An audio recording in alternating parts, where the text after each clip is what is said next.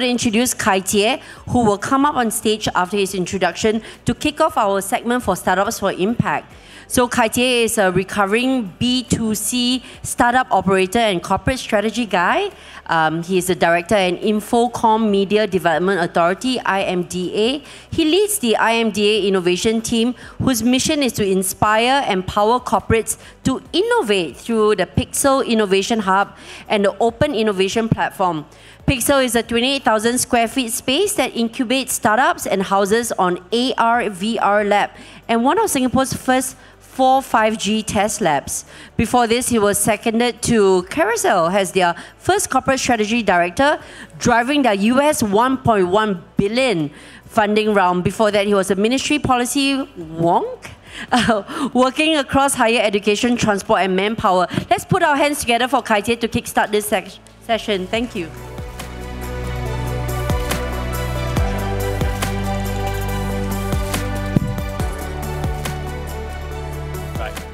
Hello. Hi everyone. I am sure that I'm actually the appetizer before the main course, so I'll try to make it as long as possible before the crowd actually streams in for the main course, which are actually the main stars, the startups of the day itself. Yeah. So good afternoon, everyone. So I'm Kai-Ning. I head up the innovation division in the Infocom Media Development Authority of Singapore, IMDA. So when John was talking and alluding a little bit about government, most of the time my heart will always skip a beat because it's like I'm forced to stand up, but it's a natural progression, so that's a great thing, right? So it's really my pleasure to kick off the Startups for Impact segment because there's going to be 5 promising startups that will be showcasing their innovative solutions that have had a positive impact on society, whether it be on learning and development, sustainability, or social inclusion.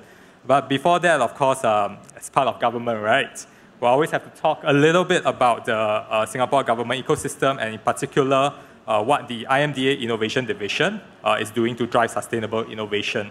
So a lot of times we'll always talk about these kind of numbers that we come up with for corporates, that Singapore is always a great place to do business. So according to like IMD's World Competitiveness Ranking, Singapore is ranked 3 out of 63 economies in world competitiveness in 2022, and that's only just after Denmark and Switzerland.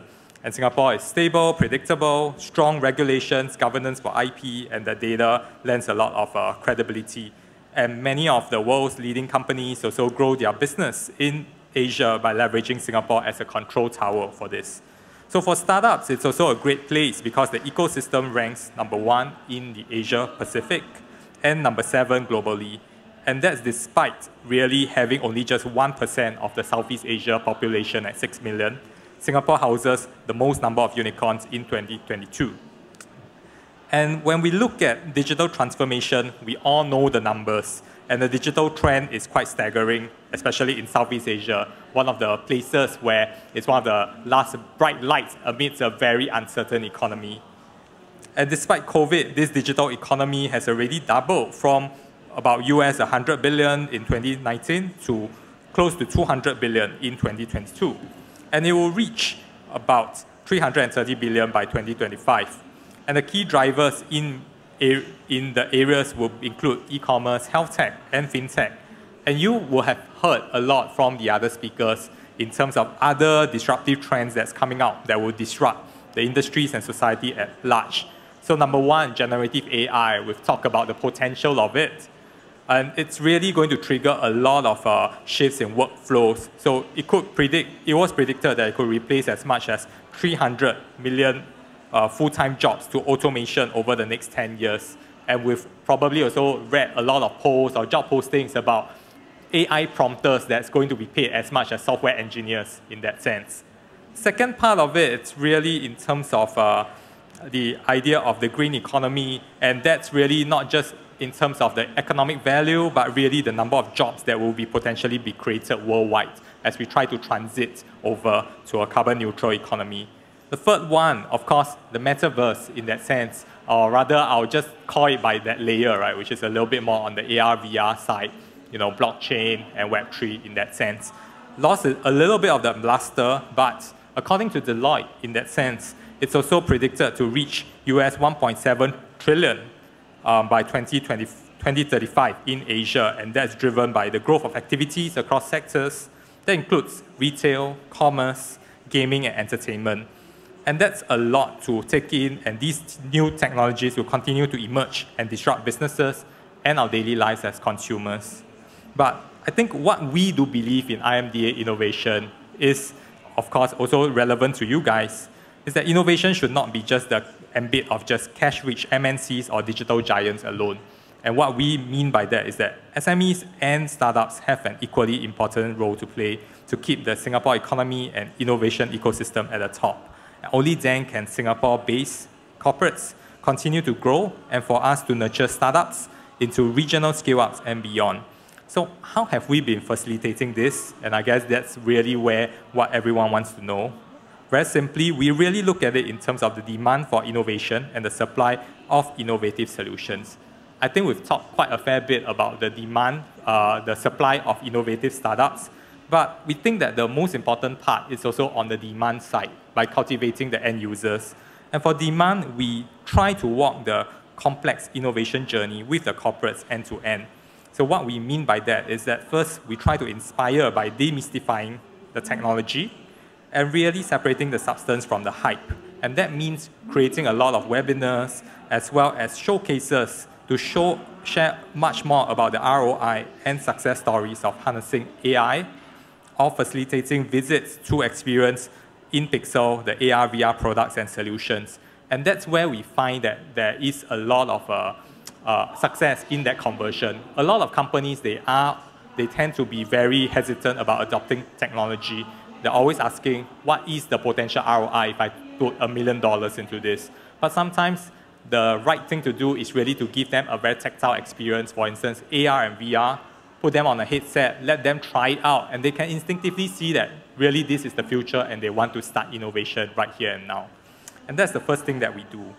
The second part of it, when the companies are inspired to do it, sometimes they are always asking, so what's next? Do I get a consultant? Do I go out and really get to know really just 3 startups? So that's where really what we do is that we will actually consult for them in the context of their business. So for example, we will diagnose their business process and identify the innovation pain point and opportunity. And the third one, from then on, the companies can choose whether they want to build or partner to innovate. And if they choose to build, we provide the in-depth consultancies in design thinking, UI, UX, and digital storytelling.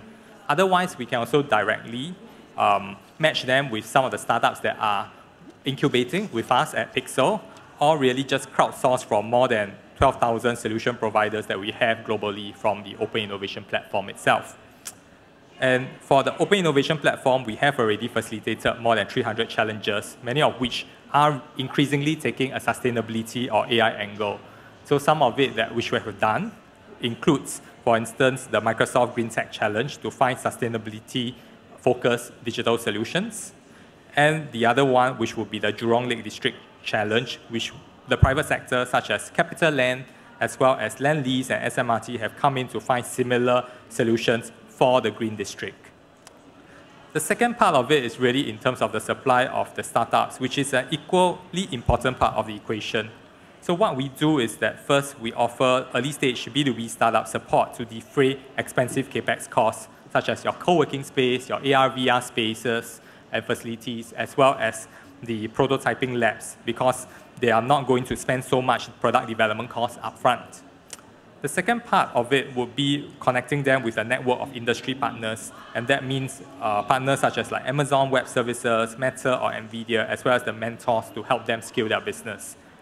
And the third part of it is really, most importantly, we connect them with the business demand, because that is essentially what they need to start growing.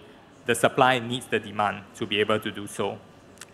So really, in conclusion, and not to drag any longer, because the startups will be coming up for that page, COVID has shown us really a lot of that. COVID has shown us really a lot of that. Innovation is not really a good to have, but really a must have. And a lot of the changes and disruption is now the norm, and it's happening in far shorter cycles. And if we go back to some of these technological disruptions, right, they are already present more than 10 years ago. It's just that it's much more pressing today. So just to give you a few examples, For instance, generative AI. IBM Watson was already introduced in 2011, and it was a novelty on Jeopardy. But today, ChatGPT has truly democratized AI with cloud-based services, a very user-friendly interface to make it much more accessible to businesses and individuals. In terms of the metaverse in that sense, Second Life was not new. It was an early precursor to this in 2003. But now AR and VR solutions are much more prevalent and accessible with much cheaper headsets.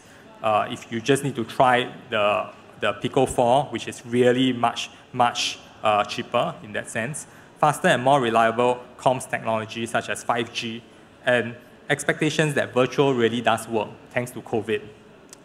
So at IMDA, we are really committed to supporting the innovation that not only benefits businesses, but also creates a lot of social impact for the most pressing issues of our time. So that's why we want to help to walk the innovation journey with both corporates as well as startups. So do scan the QR code or visit our website to find out more. I can also be available after the session itself for a more in-depth discussion. So thank you very much, and I'll give the stage over to the startups themselves. Yeah. So we have handpicked and selected just 5 key startups who will be pitching today. If you're outside, feel free to join us. Take a seat, please. And we have our investors. We would like to invite our investors who are having their interview session outside to join us in a bit. All right. So investors, if you're outside, please join us. I know your bags are still here. Okay. So today, which are some of the startup companies who will be pitching? So we have the likes of MediVR, we have Eduloco, we also have Insectta, TicTag, and Vulcan Augmetics. All right, so they have 5 minutes to pitch, followed by a panel session where all of you can ask them questions. We'll begin with the investors first, followed by the audience. Okay, just 5 minutes. Once time is up, the bell will ring. You know how it works, the typical startup pitching session. Yeah. Okay, so are we ready? Yes, we are. And I just want to line these startups here so you know exactly who you are. We're going to kickstart with Thalia, followed by Anthea, followed by Kai, followed by Rafael, and we finish off with Jin Lee. So without further ado, I'm just going to introduce Thalia Bondoc, who is the CEO and co-founder of Eduloco. So Thalia is the CEO and co-founder of an edtech startup backed by Anthea at very early stage of the VC. So Eduloco automates and streamlines student recruitment for higher education and Gen Z-fies the platform for current generation. Thalia is a graduate from both UK and Swiss institutions with a double degree in business and hospitality.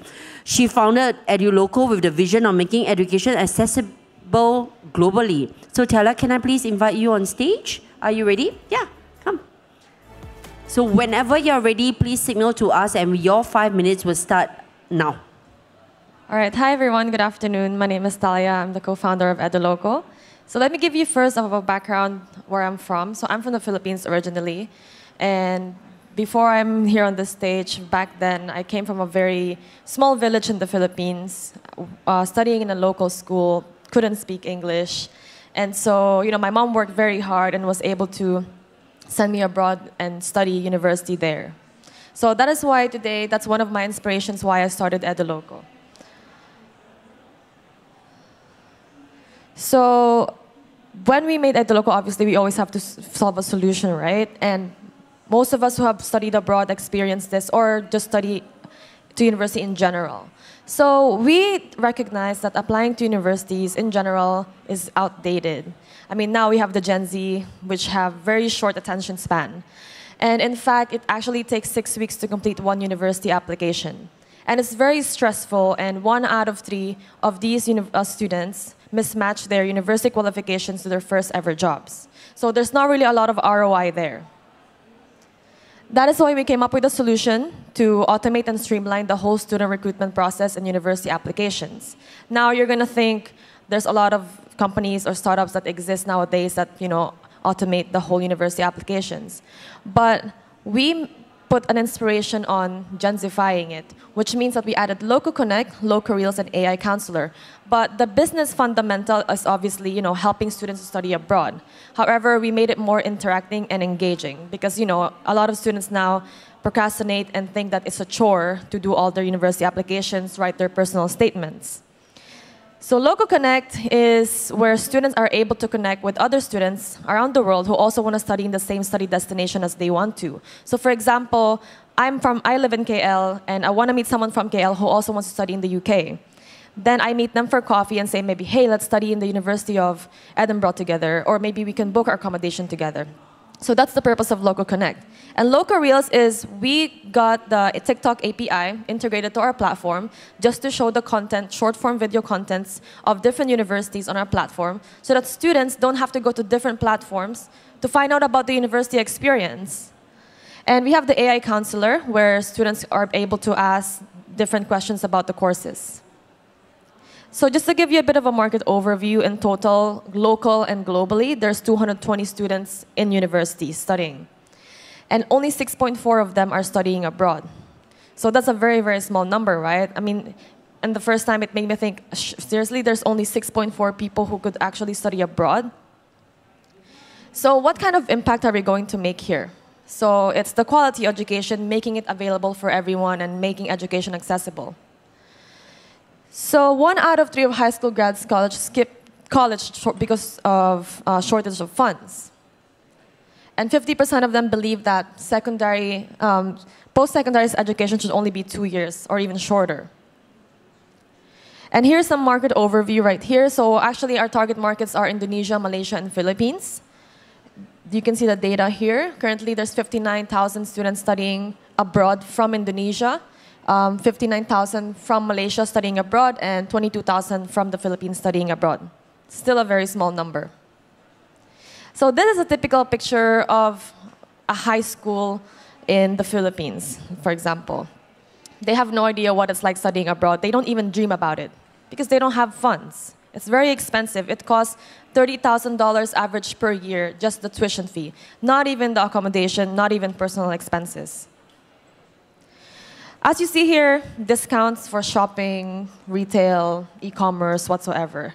Everything is literally available, but you don't see anything here about education. When everyone says make education accessible, it's really not that accessible. We don't see this. Scholarships are never marketed online because students are not prepared for scholarships. They're not prepared at an early stage. That is why in our product solution, we prepare students as early as grade 9. As you see here, we give them an academic plan. For example, if a student wants to become a law student in Harvard, we give them the roadmap. These are the things that needs to be done from grade 9 and 12 in order for you to be eligible for this scholarship. However, if I'm not educated about the academic plan and I'm already in grade 12 and I see the scholarship, I already have 2.0 GPA and I'm not able to apply for it, right? Then I'm not able to get the fully funded scholarship. So in our experience, a lot of the leads that we get who wants to study abroad, first thing they do is, I want fully funded scholarship. But then we look at their qualifications in high school, they just can't. As much as we want to give them the scholarships, there are scholarship requirements. So we make our platform unified, where they access different courses, different universities, and scholarships. And we also simplify it by asking their education background. So for example, if you have a 3.5 GPA, you're only eligible to apply for courses that have that admission requirements. Otherwise, you're not able to apply. This is to save time and so to decrease the rejection rates. And like I said, the opportunities that we have here, they can apply for student loans. We connect them with banks, insurances. They can book accommodations through the platform, and we show them the requirements. And they're Gen Z, They want a platform that's all-in-one, entertainment, engaging, and exciting to use. So yeah, education can always be the last industry to innovate. Now students are back in school, back in face-to-face, but at the same time, it's the brick and mortar store. Now we have e-commerce, and education is always the last to innovate. So yeah, that's my pitch, and let's make education more fun again. Thank you.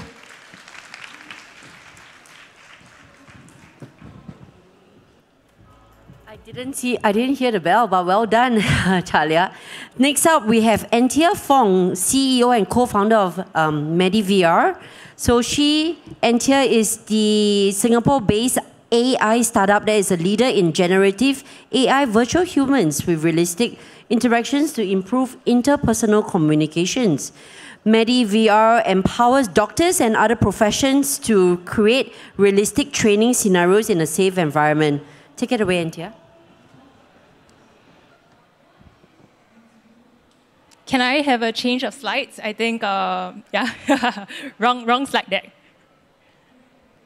Okay, let's just give it a moment.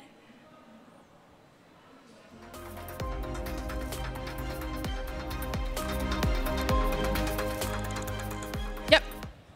Okay, great. Okay, so hi everyone. I'm Anthea, CEO and co-founder of MediVR. Thank you so much for being here today. I'd like to start with the personal story that got my team started on what we're doing. So it began, with a personal story of a poignant moment in one of our family members' medical consultation where the doctor's very simple yet blunt expression led to lasting psychological impacts. That was the moment we knew that, poor communications can lead to very bad consequences. And that is where I am presenting Interact AI, our technology that will solve this critical issue. So the cost of poor communications is actually very, very bad. It goes beyond miscommunication, goes beyond psychological impacts. Through our experience, we know that it can lead to trauma, it can lead to distrust, it can also lead to negative patient outcomes as well as lower NPS scores. However, the problem does not stop at medical, it goes beyond. So in the corporate world, each company can lose up to $1.2 trillion every year, and 33% of medical lawsuits can amount to a total of $1.7 billion US annually. Current methods of training such as role-playing, hiring of actors, online learning are also very unscalable and obviously very expensive and intensive to create. Of course, this can also lead to higher attrition rates, which will then require even more retraining at scale. So the target market that we're looking at is significant, the global AI virtual human market, where it is projected to reach $527 billion by 2030. And when our team gains traction and also improves our offerings, we intend to scale up to our neighboring countries as well as in the APAC region. Today, our AI virtual humans are already in 5 industries: medical, education, insurance, airlines, and also sales. And of course, being in the healthcare industry, our strong foundations there allows us a very strong position to actually expand these sectors because they actually give unique opportunities for us to support these organizations and support these organizations to actually digitize their training while ensuring that they have a very stringent form of training, of course. So our team has also achieved remarkable metrics, saving 95% of time when it comes to role-play training and also allowing our individuals to achieve 70% more confidence in their skills. So this is our solution, Interact AI, and we essentially create lifelike virtual humans for immersive and cost-effective training. We transform training really by integrating creation of these virtual humans as well as analytics, and all of this are powered by our proprietary generative AI technology to actually empower these professionals to train and train communication and interpersonal skills. And what is the result of this, right? It is definitely improved patient and customer interactions, reduced errors, and actually enhanced outcomes. So our team has received recognition and accolades for our innovative solutions. And I'd like to say that our partnerships together with stakeholders and having been supported by people like IMDA, Pixel, Microsoft, and NVIDIA, has also further validated our technology and platform. So this is my team of co-founders, and all of us come together with a whole wealth of business, technical, and operational domain expertise across industries like healthcare, technology, AI, and immersive reality. Every member in the team is actually very hard-headed and very driven to make an impact. All of us are very excited to transform how we see and approach training and communications. And at this point, I'm happy to share also that I was recently conferred the 2023 Tech Leaders Award, and I do believe that this recognition actually further validates my team's drive for innovation and leadership in this industry. So to end off, Interact AI is at the forefront of transforming and revolutionizing training using our generative AI virtual humans. We offer a powerful and scalable solution that can address the cost of poor communications, improve interpersonal skills, and drive better outcomes across industries. Thank you.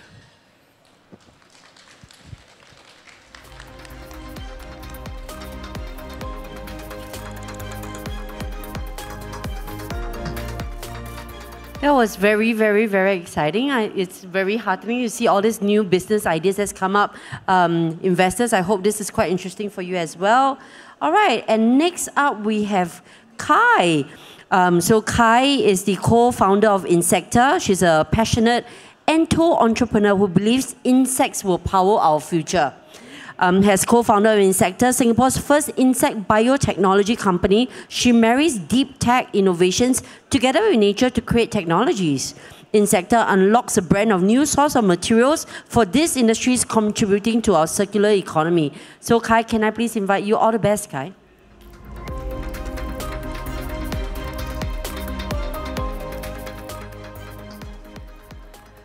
Hey everyone, my name is Kai, co-founder of Insectta, and this is a hand sanitizer made from insects.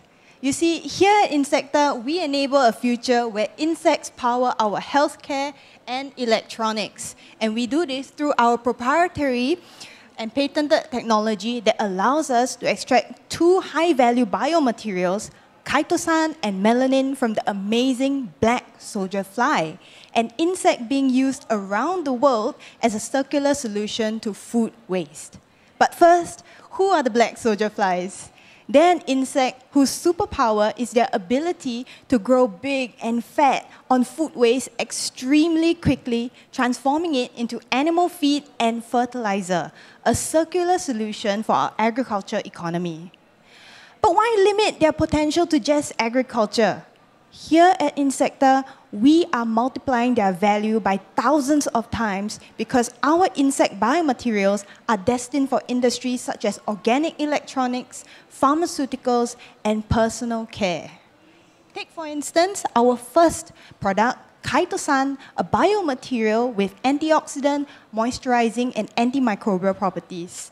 With a projected industry value of $4.7 billion by 2027, a robust market for chitosan already exists. Different grades of chitosan make up the 4 broad subcategories within the industry, with our first target market, personal wellness, valued at an estimated $900 million. But what sets us apart from traditional crustacean chitosan is the fact that our black soldierfly chitosan is traceable, sustainably produced, and notably has no toxic heavy metals, characteristics that confer not just only marketable advantages, but tangible economic and physical ones as well. Imagine a future where insects help us fight pandemics like the COVID-19 virus with safe and effective chitosan-based disinfectants, like this over here, a disinfectant made by C2+, a local company we are actively working with. Meanwhile, our second product, melanin, is the dark pigment that colors our hair and skin. But far from being an ordinary pigment, melanin has captured the attention of the biomedical and organic electronics industries for its ability to conduct electricity, heal bones and nerves, serve as a radiation protection, and much more. However, these high-value applications have long been hindered by melanin's low availability, high cost of production, and water insolubility. That's where we come in. Insectta has developed the first process to sustainably extract a low-cost, water-soluble melanin in unprecedented quantities. We set a new, much higher bar for the melanin industry, paving its way for commercialization. One day, biodegradable batteries could power our wearable electronics, devices, and implants, like this over here, the first melanin black soldier fly melanin supercapacitor printed with our materials. So, how do we do it all? Let me break down our process in 3 simple steps, starting with fermentation with BSF-21, a proprietary strain of bacteria that we've isolated and adapted ourselves. BSF-21 allows us to take minerals out of our raw material, the cocoon shells of the insect, which allows us to move to extracting the chitosan and melanin. We protect these steps with a series of patents and trade secrets. Lastly, we haven't neglected our wastewater treatment as well. We take wastewater generated from step 1 and step 2, mix them together in a specific ratio, and this results in, number 1, even more products to sell. We get animal feed supplements from these steps, and number 2, a wastewater that's safe to discharge by PUB standards. So, over here, let me sum up what Insectta has to offer. Number 1, a single process that results in 2 high-value products from the booming insect industry. Number 2, a process designed around value recapture for maximum output and minimal waste. And lastly, products that have already been verified and tested by industry experts. I'm very proud to announce that we've recently hit a huge milestone. Our new pilot plant is being opened in JTC CleanTech 3 this June, where we'll begin industrializing our process.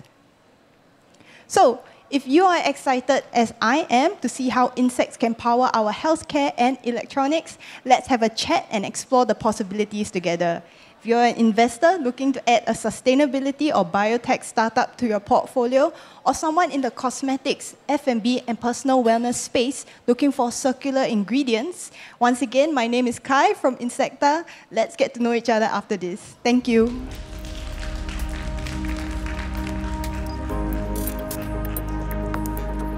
Thank you very much, Kai. And next up, we have Rafael Masters, the CEO and co-founder of Vulcan Augmetics. So Rafael is the CEO and co-founder of Vulcan Augmetics, a Singapore-based biotech research firm that develops advanced biosensor and assistive technology to help the 38 million unserved amputees in developing nations rebuild their lives. Sounds very honorable. So Rafael, are you ready? Yep, all the best. Thank you very much. Hi, I'm Rafael, and I'm representing Vulcan Augmetics, and we are building a global sales data and distribution system for assistive technology. So assistive technology covers a very wide range of fields. It's anywhere where you're putting technology onto your body to improve what you can do, and this is currently visible in things like mobility aids, elderly assistance, prosthetics and orthotics, and rehabilitation. And the WHO estimates 2 billion people are going to need assistive technology by 2030. And right now, about 65% of the global population who will need this cannot access it. And there are a few different reasons for this. One, the purchase process for these products is incredibly time and money consuming and expensive. There's no information out there that's available for you. You have to go and find everything yourself online. In emerging markets and developing nations, there is also very little in the way of insurance coverage or subsidies or assistance. So you're left on your own. And then you'll go and you'll look, you'll Google, you'll find a clinic. Maybe you'll have to take a day off work, travel 7 hours, book your hotel, go to the clinic. And their first question when you go in the door is, what's your budget? How much money do you have? And they'll have a small range of products that they can give you.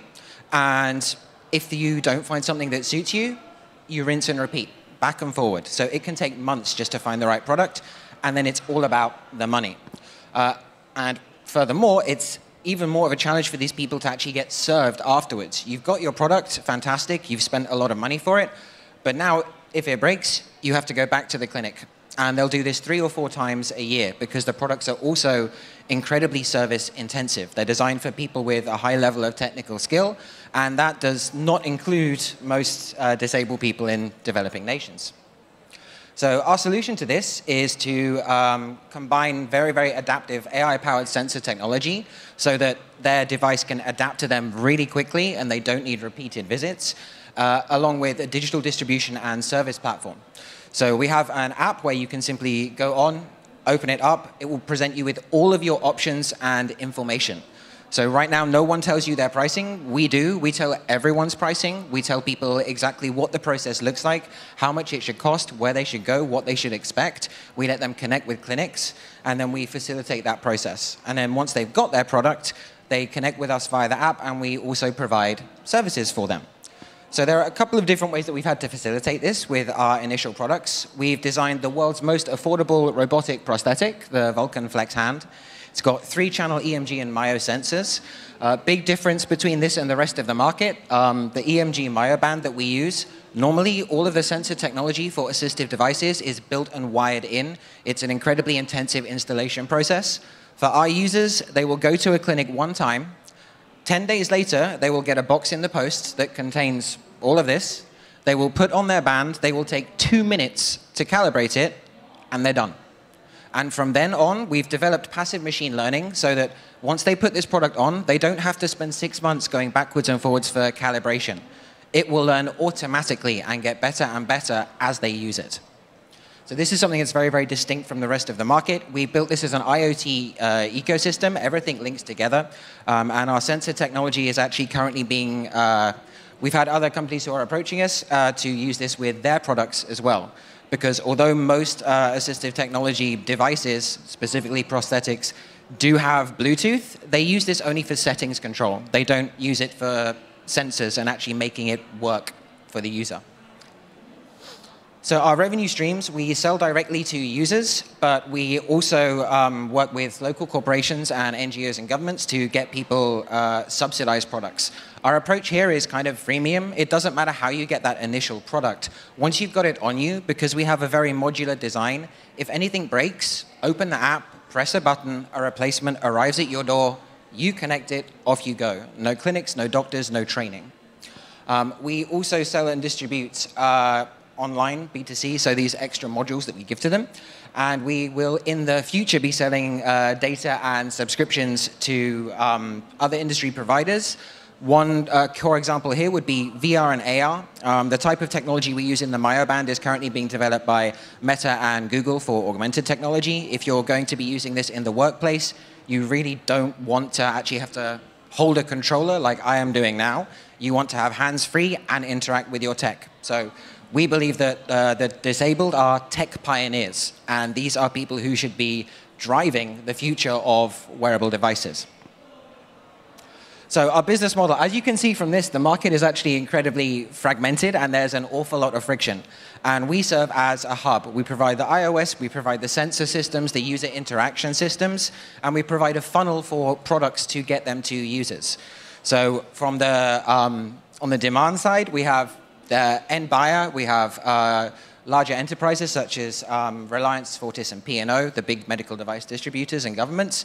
And then on the supply side, we work with other assistive technology companies to integrate our sensor tech with theirs. We provide a platform for them to sell and reach users. We help them onboard with clinics, and we help the clinics themselves manage their relationship with the users. So we sort of draw the whole market together around a technological ecosystem. To date, we are incorporated in Singapore and in Vietnam. The holding parent company is actually here, fully trademarked. We've got 1 patent that's been filed. We've got 3 that we're working on right now, revolving around AI and machine learning for EMG and optical sensor technology. We're also fully medically certified. We're a Class A medical device in Vietnam, and we're applying for CE certification, which we should have in the next 4 months. So we'll be going to Europe and India this year. I see my time's up, so I'll just leave with this image.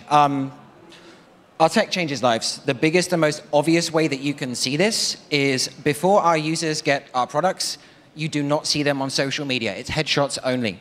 You will never see anything else. After they get our products, this is what you start to see. They will show themselves out there. They're proud, they are confident, they are once again reclaiming their lives, they're financially independent, they can support their families, and their families don't need to take so much time to support them. Thank you very much, Rafael. I'm sorry, No, thank you guys okay. for your time. I'm sorry I stumbled at the intro at 38 million unserved amputees. I think I wish you all the best, and I hope investors do give consideration. The demographics that Rafael is trying to help here is astounding. So next up we have Jean Lee, COO and co-founder of TicTag. TicTag is a social impact startup revolutionizing data collection and management. Based in Singapore, TicTag's cutting-edge mobile platform allows companies to effectively harness data for AI, search or content models, offering unparalleled accuracy in rates, in data annotations. TicTag's TrueTag system helps businesses achieve up to 99.97 accuracy. All the best, Jean. Okay, thank you very much. So today I would like to share a little bit of our journey of doing good with data. So I'll start by 6 years ago, I was in this company called Tiger doing a lot of AI products, right? Recommendation engine, chatbots, with this fantastic team. And we grew the team to 150 people. Throughout this time period, we did about 46 projects across the board in FSIs as well as government bodies. But the most important thing that we figured out is that 80% of the time was spent on data preparation, right? Collection, annotation, as well as the training of the data sets. We learned that the clean data is the lifeblood of the AI industry that we see today. Of course, many of this topic of generative AI and all this, we were working on them in 2018. But one time when I was, when I was working in Tiger, I was invited to be part of a brothers group, right, for my friend. And I figured something that was really strange. My friend's family was really, really cold to his father. That's where I asked, like, what went wrong, right? What was going on? And they said his father had dementia, and the only way for them to prevent that is to keep practicing doing tasks to train up the brain, right? And that can stave off dementia. So that got me thinking really, really hard. And the very next week, when I met up with two of my co-founders, two of the best people, my A team, right? Kevin, legal background as well as sales, and Ihang, the most technical person in the team. We asked ourselves, how can we bridge our community with the AI industry? We wanted to do good for them. Our solution is an app. This app that allows crowdsourcing of tasks, breaking it down for community, anyone, everyone, to be able to do anything, especially for the data industry, to prepare the data on this app. It is very easy. All they have to do is to pick up the task, do the tagging, they collect the coins, and they redeem it later on for cash as well as reward. We wanted to make sure that it's also something that is good enough as a supplementary income besides helping them to do some tasks in their free time. So it's approximately $1 for every 500 coins. So our business model is becoming the bridge. We take the client requirements from AI industry, the tech companies, break it down into micro tasks, put it onto our app, and push it out to the crowd that's using our mobile application. It's also governed by the TrueTag system. So TrueTag system is really important because in order for us to work with people from different backgrounds, we really wanted to make sure that gamification, leveling, the best tools that we can get from mobile apps or the mobile features will be able to assist them. And this is what we have been developing so far for the past 3 years to allow us to get to 99% accuracy for the data sets that we work with. So we began our journey with dementia, trying to solve this problem, but we discovered something else along the way. In 2020, when we worked with our very first client, a Korean client doing a recyclable AI, we had the largest data set that we had to push through in a very short period of time. So we created a competition, and in the competition, we were giving out fantastic prizes like iPads and so on. But what really surprised us was that the winner of the competition was a lady. Her name is Auntie. She was doing her kidney dialysis at NKF. And that was the period of time where she had a lot of time to work on some of these micro tasks. So that really got us on our social mission since then. Since our inception, these are our teammates. This is Cheng Wee, he's our engineer, as well as Avani, our community manager. We work with people from various backgrounds, together with them to improve our user experience. Elderly, physically disabled, even mentally disabled, as well as like refugees that are running away from their country. Our tagger crowd currently consists of 15,000 people of various backgrounds. We mainly have impact taggers, as well as common taggers, right? Common crowd. We also actively looked out for many of these social partnerships that we engage with them as part of our company's mission to make sure that we do good, right? As well as to make sure that these organizations are taken care of. While doing so, we also managed to achieve some of these awards and achievements. And with the help as well as the support from RAISE, as well as IMDA, we managed to push through quite a little bit. The market is increasing, is going crazy, especially with the boom of ChatGPT. We are very happy about it. And of course, it means that we have to do a lot better, right, in what we are trying to do as a social mission. So we know social organization partners will be very, very key for our growth. By 2024, for 5 times of the growth, social organization partners will help us to get to where we want to. And since then, year on year, we have been growing 2.5 times. And 2 years ago, we had 3 times growth with some of these big partners that are actively working on computer vision, language and speech, as well as industrial safety. So we are currently raising to make sure that we find the right partners, as well as the right people to join our team, just like my colleagues Chloe and Eric, who has the same purpose as the co-founders that wants to do good for our society, especially Singapore, and at the same time push the company to the next stage. Thank you. Thank you. All right. I hope that was helpful enough. But we're going to open up the Q&A question. So, startups, can I please invite you on stage? Thalia, Jean, Kai, Anthea? Yep. So we're going to take the next 10 minutes. So we've got maybe about seven minutes for the investors to ask their questions. And then after that, we'll open up to the floor. It is 3:47 now. So let's target to finish at about 4 o'clock so that we can proceed to the next segment of our program. Okay. Can we just make sure the investors have mic? Yes. All right, so investors, feel free to kickstart the Q&A segment. Thanks a lot for the presentations. I think it's really informative.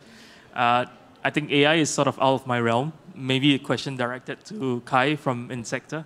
Could you share a bit more about your cost structure when you try to sell Kaito-san and melanin to your current customers, right? How does it compare to existing sources of such compounds? So that's a great question. When people start to talk about alternative materials, the first thing they'll ask is, how does it compare to what's out there? So with Kaito-san, there's really a robust market for it. There are a lot of cost structures for the different grades of Kaito-san out there. So let me just take our first target market, personal wellness. Kaito-san is used in moisturizers, conditioners, creams, right, disinfectants. And they're usually paying between $50 to $100 a kilo for, $50 to $200 a kilo for this kind of Kaito-san. So we price it in the middle, $100, right? So you can say we're right in the middle. We're not like going. We don't charge a sustainability premium. Yeah, we don't believe in that. Yeah. Meanwhile, for melanin, it's a very interesting material. Now, melanin is an advanced material. It's spotlighted in these organic electronics and biomedical applications. But here's the thing, it comes at an eye-watering $1,000 a gram. So all these researchers who are doing such good work with melanin applications, they try to commercialize or get investors interested. And they tell them, how are you going to commercialize it when your raw material is $1,000 a gram? So we come in, we can provide them a high-quality, water-soluble melanin. We're very confident we can do it for 100 times cheaper. So we come in to support melanin applications as a raw material provider. Yeah. Thanks a lot for that. And maybe as a follow-up to that question, perhaps for some of the potential clients in the space here today as well, do you need to effect any change on perceptions in using Kaito-san and melanin from insects? And how has that process been for you? So there's definitely a stigma around insects, but I found that going B2B is pretty welcoming. many manufacturers don't actually care where the ingredients come from, as long as it's priced well, safe, meets their needs, and how they want to market their stuff to customers is their pasar, right?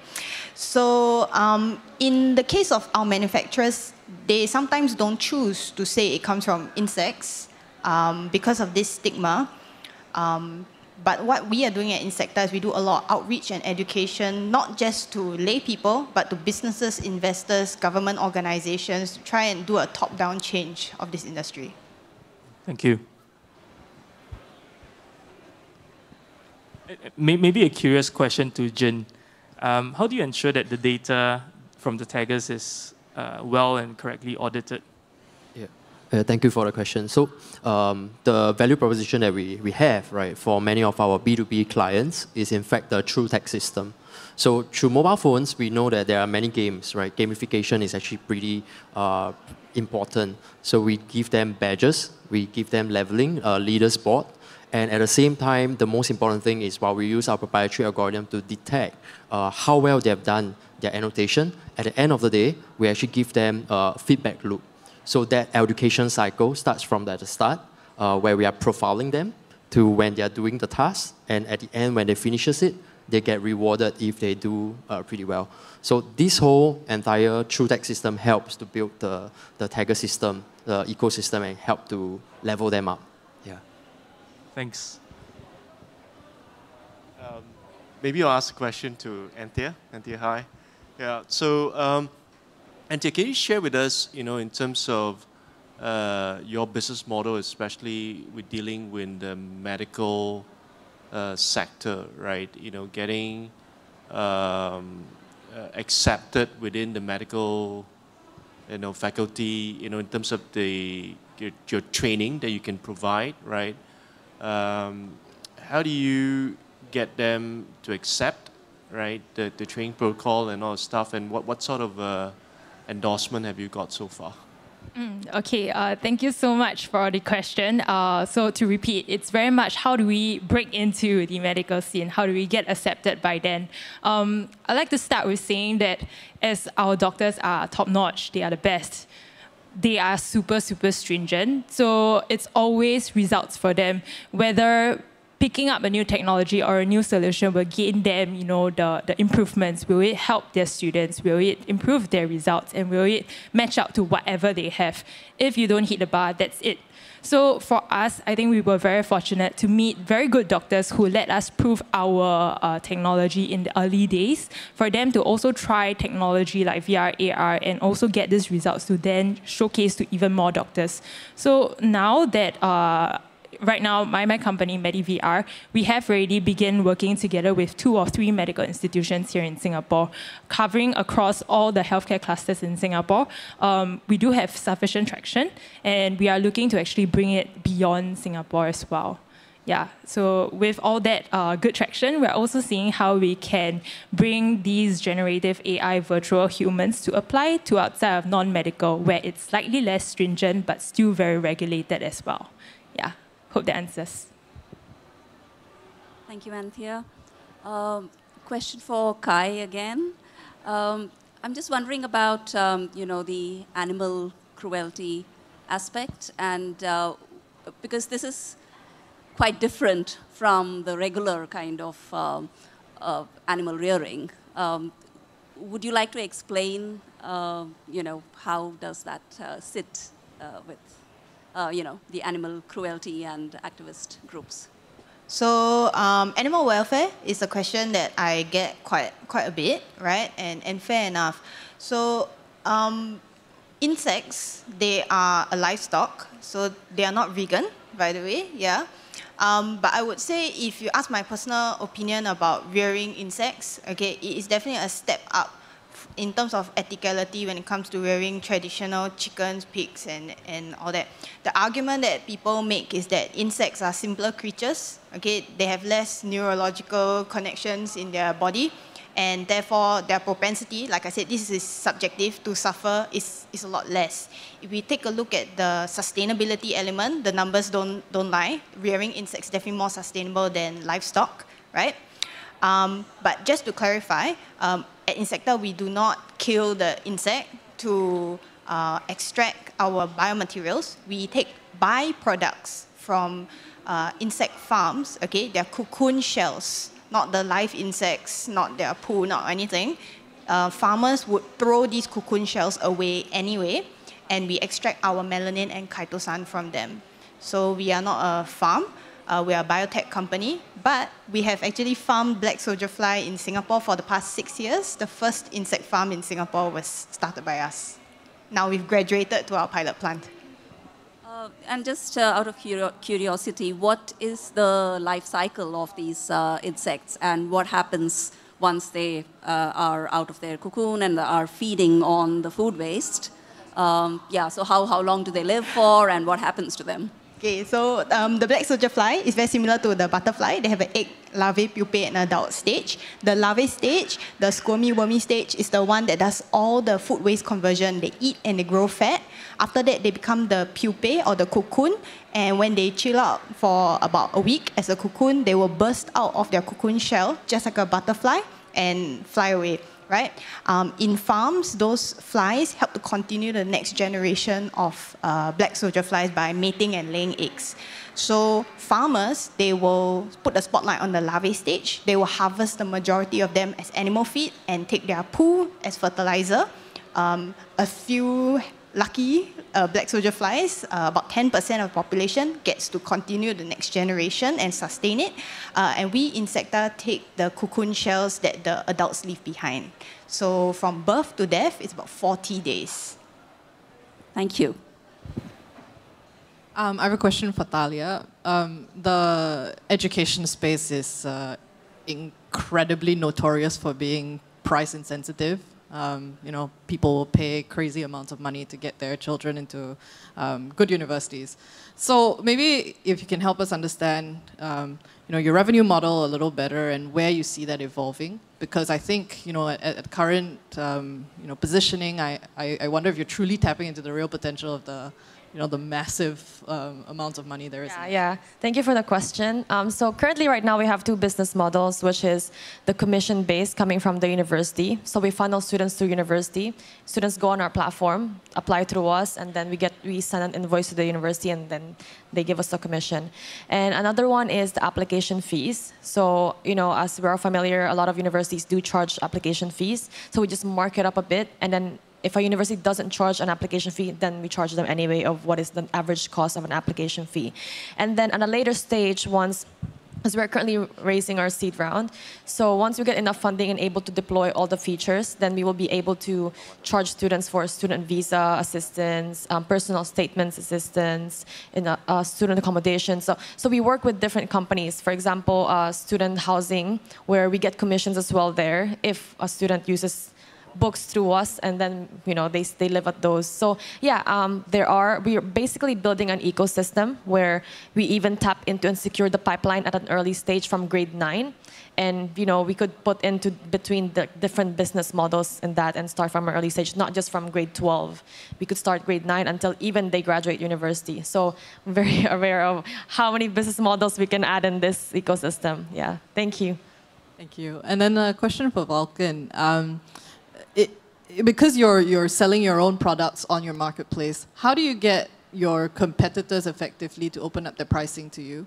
And also, you know, in the health tech space, there's price transparency isn't as clear, right, as an e-commerce platform. There's insurance and payers and what have you. Yeah.